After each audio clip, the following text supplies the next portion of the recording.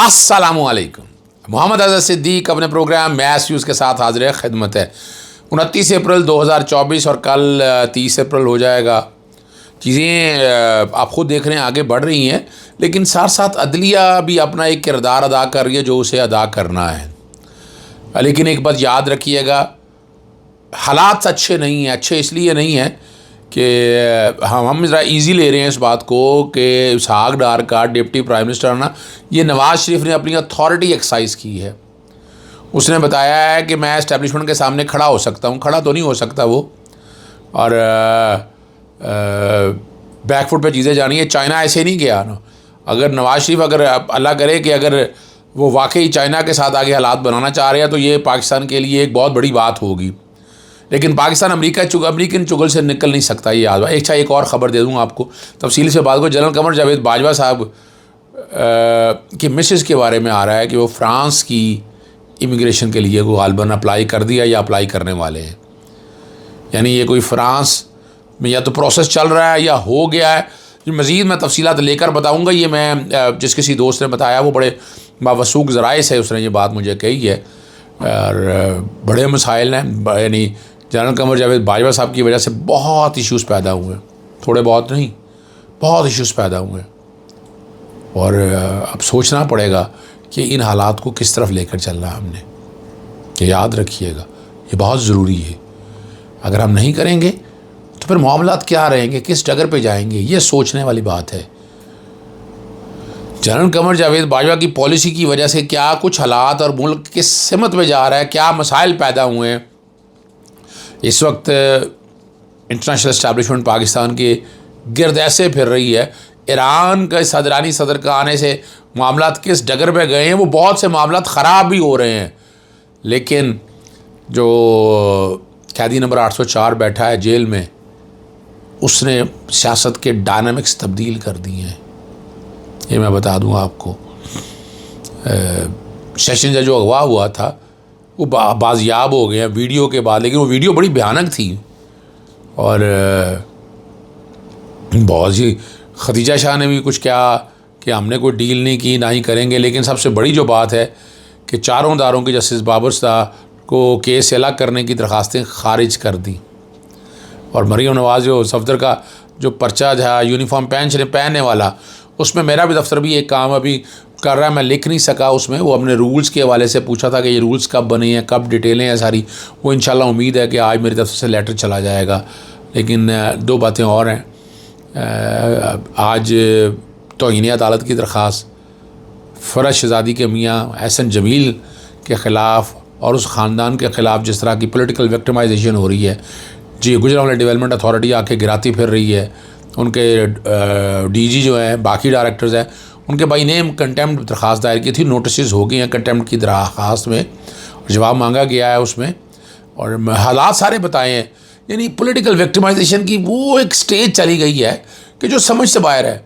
क्या उन्होंने काम किया है? एक कानूनी काम कर रहे हैं। हाउसिंग सोसाइटी एक बनाई, पुरानी बनी हुई है, सेल हो चुकी है, सड़कें लेके लोग आबाद हो चुके हैं, लोग वहाँ रह रहे हैं, और नेस्पाक से यानी उस लेवल की ये बनाई है। और जीडीए ने बस जो पीछे प्रेशर बहुत है, नैब अपना प्रेशर डाल रहा है, एफआई अपना डाल रहा है, एंटी करप्शन अपना डाल रहा है, और पुलिस अपना, यानी वो है क्या कितनी हाउसिंग सोसाइटी है जिसके अगेंस्ट इस तरह के एक्शन ले रहे हैं आप? कितना, यानी नैब यानी ज़बरदस्ती इसमें से केस बनाया। नैब को कहा, नैब को भी लिखा कि आपका दायरा इख्तियार नहीं है, लेकिन नैब लगा हुआ और सियासी पॉलिटिकल इंजीनियरिंग चल रही है सारे मामले में, रुकी नहीं है। मैं वो ख़त नहीं, बैकग्राउंड में मैं चला देता हूँ ख़त जो फ़रज शहज़ादी की तरफ से और एहसन जमील की तरफ से लिखे गए हैं। और ये तौहीन अदालत आबिद हुसैन चड्ढा साहब के पास आज केस की समाअत हुई है। इस तरह एक्शन चैलेंज किया है। जस्टिस शाहिद करीम साहब के पास लगा था, वो जो कि जस्टिस आबिद हुसैन चड्ढा से मामले को देख रहे हैं, तो ये केस फाइल यहाँ से ट्रांसफ़र होके उन तक रिक्वेस्ट की गई, उनके सामने लगाया जाए केस वहाँ अदालत ने ट्रांसफ़र कर दिया। दूसरा बड़ा अहम इशू है, और वो मैं लगा हुआ हूँ बल्ले के इंतखाबी निशान वापस लेने के हवाले से। और मैं बैठा नहीं आराम से, मैं बता दूँ आपको, मैं बैठा नहीं हूँ। मखसूस नशिस्तों के हवाले से भी लार्जर बेंच नहीं बन रहा। वो मैं कोशिश मेरी पूरी है कि लार्जर बेंच बने, लार्जर बेंच बैठे। लाहौर हाई कोर्ट के बारे में बहुत से एतराज़ात हैं, ये सामने मैं नहीं, हमारे वकला बरादरी ये कह रही है। ये ज़्यादा, और आज कल पे नोटिस किया अदालत ने उस दरख्वास्त के ऊपर। मैंने कहा जी मेन फ़ाइल भी लगाई जाए और इस सारे मामले को देखा जाए। 14 मई कहने लगी अदालत। मैं कहा 14 मई कब की है? 29 जनवरी को ये सारा मामला सुना था और उस वक्त कहा था। उसके अलावा एक और केस लगा हुआ था अदालत का साथ ही, वो दोनों केस इकट्ठे ही अदालत ने मुलतवी किए हैं कल तक के लिए।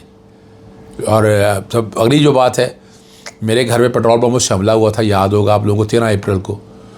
मैंने शहबाज शरीफ, राना सनाउल्लाह और मोहसिन नकवी को बराह रास्त मुलज़िम डिक्लेयर किया था। उसमें फोरेंसिक की रिपोर्ट आ गई हुई है, उसमें बड़ी वाज़ेह तौर पर रिपोर्ट आ गई है कि वो पेट्रोल बम था और धमाका खेज़ मवाद था। लेकिन मेरा पर्चा दर्ज नहीं हुआ। वो सरकार ने पर्चा खारिज करने की कोशिश करते रहे, लेकिन मैं बैठा नहीं। मैंने पहले सेशन कोर्ट गया, सेशन कोर्ट के बाद मैं जो कि बाहर था उन दिनों, आपको पता है, मेरी तरफ से वकील पेश होते रहे और वो वन वे और दी अदर लटकता रहा। लेकिन अब नहीं लटकेगा मामला। अब मैं खुल के खेलूँगा इस सारे मामले में और खुल के आऊँगा इन सारी चीज़ों को लेकर। और कोशिश मेरी यही है। देखिए, मैं मेरिट पे बात करने वाली बात करता हूँ। अदालत ने केस की समाअत 22 मई के लिए मुकर्रर कर दी। कहा खुद मुकर्रर किया जाए। मेरा पर्चा बनता है, पर्चा दें, फौरी तौर पर पर्चा होना चाहिए, ये मेरा हक़ है। इमरान रियाज़ के हवाले से ये एक्सक्लूसिव खबरें जो मैं दे रहा हूँ आपको। इमरान रियाज़ की FIR को डिटेलें बड़ा मज़ेदार कहा है। पहले रेट फाइल की, कुछ FIR दी, वो मैंने लिखा उसमें कि ततीम बयान में उठा लिया गया है और वो पुलिस जान के दे नहीं रही है। और ये ट्रेंड, ये मिथ तोड़नी है पुलिस की।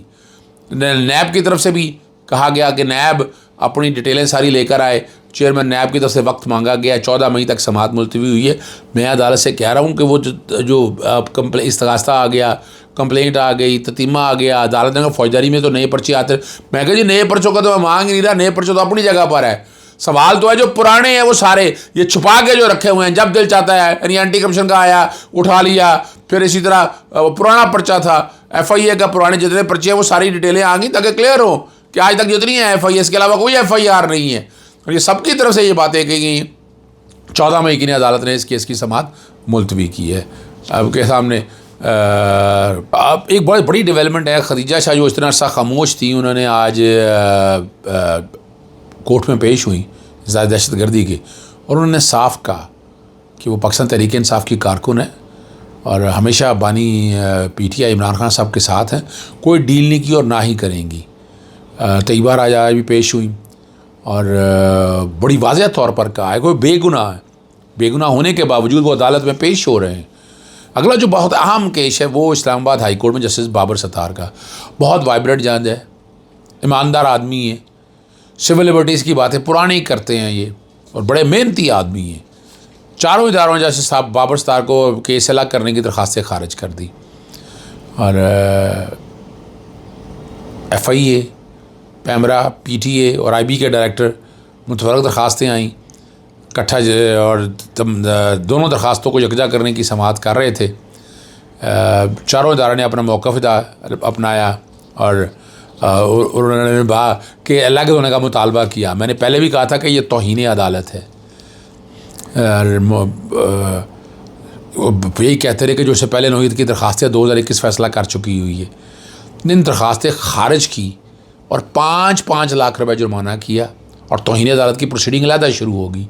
ये भी मैं बता दूं आपको, ये बड़ा फ़ैसला है जस्टिस बाबर सत्तार का। वोकला ने तारीफ़ की है, जहांगीर जदून भी आए हैं। सबसे बड़ी बात है एतजाज़ अहसन ने तारीफ़ की इस बात की कि कद 20 सूट ऊँचा कर दी है। ये होना ज़रूरी है, यानी ये इदारे भी अपनी जो लिमिट है उससे बाहर निकल चुके हुए हैं। कब तक यह निज़ाम चलेगा? लाहौर हाई कोर्ट में गंदम ना ख़रीदने का इकदाम जो है ना, लाहौर हाई कोर्ट में चैलेंज कर दिया गया। चीफ सेक्रेटरी पंजाब और दीगर को फ़रीक बनाया गया। पाबंद है सरकारी गंदम घर। 3900 रुपये फ़ी गंदम के जारी ख़रीदने की पॉलिसी जारी की। 22 अप्रैल से किसानों से गंदम ख़रीदारी शुरू करना थी और ख़रीदारी शुरू नहीं की। बारिशों की वजह से किसान सस्ते दामों गंदम माफिया को फ़रोख्त करने पर मजबूर है और लोग वो ले रहे हैं, गंदम माफिया ले रहा है, लेके इकट्ठा किया जा रहा है। कल किसानों के साथ जो जुल्म होगा, सरकारी कीमत पर गंदम ना खरीदना, किसानों के बुनियादी हकूक़ पामाल हो रहे हैं। अदालत हुकूमत को किसानों से ख़रीदारी का हुक्म दे, और ये बड़ा ज़रूरी केस था और वाज़ेह तौर पर ये आना चाहिए था। मैं समझता हूँ आज भी कि हमारी अदालतों ने बुनियादी हकूक़ का तहफ़्फ़ुज़ फ़राहम करना है। अगर वो फ़राहम नहीं करेगी तो कैसे होगा? एक और केस था वो मैं भूल गया थोड़ा सा, चलें भी बता देता हूँ। जिना उस हमला ट्रायल केस में सनम जावेद और अली हमज़ा के केस पर समाअत आइंदा समाअत पर उन्होंने कहा कि फ़र्द जुर्म आयद की जाएगी और आइंदा ट्रायल की मज़ीद समाअत जो है ना 15 मई तक मुलतवी कर दी है। सरगोदा से हाज़िरी के लिए पेश किया गया, चलान अदालत में जमा करा रखा है। ड्यूटी जज जो है अरशद जावेद ने इस केस की समाअत की है। मैंने कोशिश करता रहता हूँ कि आप तक सारे के सारे हालात आ जाएँ। हाँ, एक बात रह गई, जो सेशन जज अगवा हुए थे उनकी वीडियो आई, पहले उन्होंने बड़ा मुतालबा किया, बहुत कुछ कहा और शाकिर उलम मरवत है वज़ीरिस्तान से बरामद करा ली है और बाजियाबी से कुछ ही घंटे कबल वीडियो जारी की थी। उन्हें अपने अगवा की तस्दीक की थी। खैबर पख्तूनख्वा हुकूमत के बैरिस्टर सैफ ने जज की बाजियाबी की जो है ना वो तस्दीक की है। आखिरी जो बात रह गई मैं वो वीडियो नहीं चलाना चाहता, वो वीडियो क्या है आप सब ने देख चुके हैं, लेकिन ये समझने वाली बात है ये क्या जुल्म हो रहा है पाकिस्तान के अंदर। हमारे इदारे अगर काम ठीक करें तो ये हालात ना हो। मरियम सफदर का जो यूनिफॉर्म पहने का अंदराज मुकदमा के जज छुट्टी पे थे और समाअत के बगैर जो है ना वो मुलतवी हो गई है और कल के लिए मुलतवी की गई है। और इसमें पुलिस ऑर्डर का मैंने आपको बताया था 3 साल सज़ा है, 419 भी लगता है इसके ऊपर। और इसमें पुलिस रूल्स में जो तब्दीली की गई है ना, ये एडिशनल सेशन जज मुजफ्फर नवाज़ के बाद मलक के पास समाअत की थी, जो पुलिस रूल में तब्दीली की गई है वो तब्दीली देखना ये है कि वाकई पहले डेटों की है और लेकिन जब लिखा हुआ है आपने पुलिस ऑर्डर के अंदर तो और ये रूल जो है रूल्स अल्ट्रा वायरी हैं आप और हो सकता है आने वाले दिनों में पहले मैं रूल्स की इन्फॉर्मेशन ले लूँ, इन रूल्स को अलहदा से चैलेंज किया जाए। इजाज़त चाहता हूँ। अस्सलाम वालेकुम, अल्लाह हाफ़िज़, पाकिस्तान जिंदाबाद।